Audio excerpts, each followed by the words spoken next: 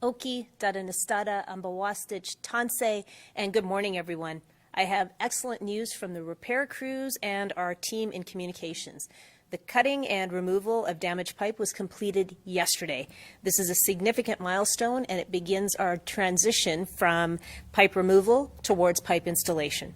The majority of the associated materials that are required for the repairs are now either on site or being delivered there.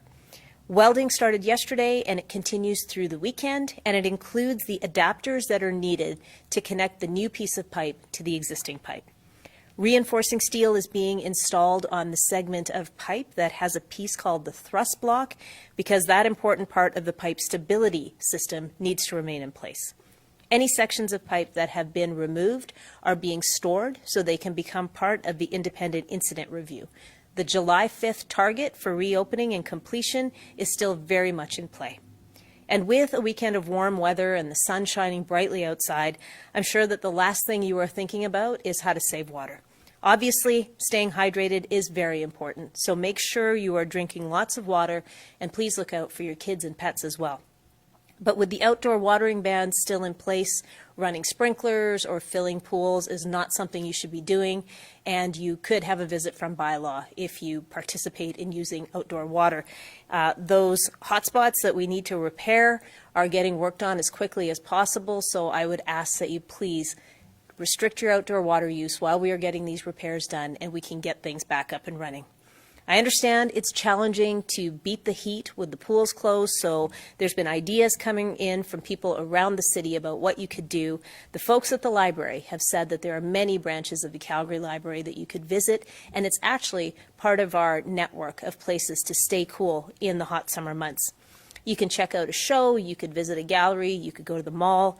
Pack an umbrella so that you can have some shade if you are outside. You can make a plan to float safely down the bow. Just make sure you have a trusty raft and that everyone has a life jacket. And if you need more tips, you can go to calgary.ca/water safety to understand a little bit more about precautions you should take and plans you should make if you are going to be near the river today or on the weekend. And if your summer Saturday plan includes heading to a patio with some friends, make sure you remember that Bowness and Montgomery are open for business. And speaking of Montgomery and Bowness, if you're planning on having a picnic at any one of our 7,000 park sites throughout the city, grabbing something for lunch from one of the locations in Montgomery or Bowness would certainly be a great way to patronize those businesses and to have a great time with your friends and family. While you're enjoying the weekend, crews will be hard at work fixing the feeder main to restore it as quickly as possible and to restore water service to city and the surrounding area. As the repairs continue, I know that you have been doing your part. You've done a good job of staying below the threshold, and yesterday we came in at 462 million liters of water used. Now that's good because we're below the threshold, and I know we can do better. We have had days when we're at about 440 million liters used, and so I understand I'm asking a lot, but if we can just reduce our consumption a little bit, that would just give us that little bit of extra supply that we need to have in case there's a fire incident or in case it's needed for any type of life-saving measures. We've been at this water-saving thing for 2 weeks now, and there's about 2 weeks to go, so we can do this, Calgary. I know you've got this in you.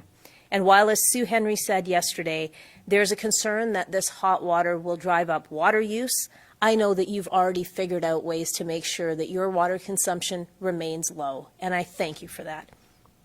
You've been very good about collecting rainwater for outdoor uses, and I think all that water you've collected would come in handy this weekend if you've got plants that are thirsty. You've also been really good about limiting your showers and limiting your flushes, and you have been running limited and full loads of dishes and laundry. Those are just a few of the ways that you've been able to save water, and you've been sharing all of your ideas on social media and with me directly, and I really appreciate that. Sometimes the habits that we have formed over time just need a little reminder for us to break them. Over the weekend, I'll be bringing you more updates. I'll be visiting some local businesses, and I'll be preparing for an upcoming council meeting where I'm going to call for attention to our water infrastructure system and making sure that we've got budgets in place to ensure security and safety of that water system. And over the coming days, I'll be reaching out to my municipal colleagues across the country to help them understand what's happening here and for us to join together in making sure that this doesn't happen anywhere else. This afternoon at 2 o'clock at the Emergency Operations Center, we'll hear more from experts about the work that's being done to fix the feeder main pipe. So until then, take some advice from Katrina and the waves, go do some walking on sunshine. Enjoy your Saturday.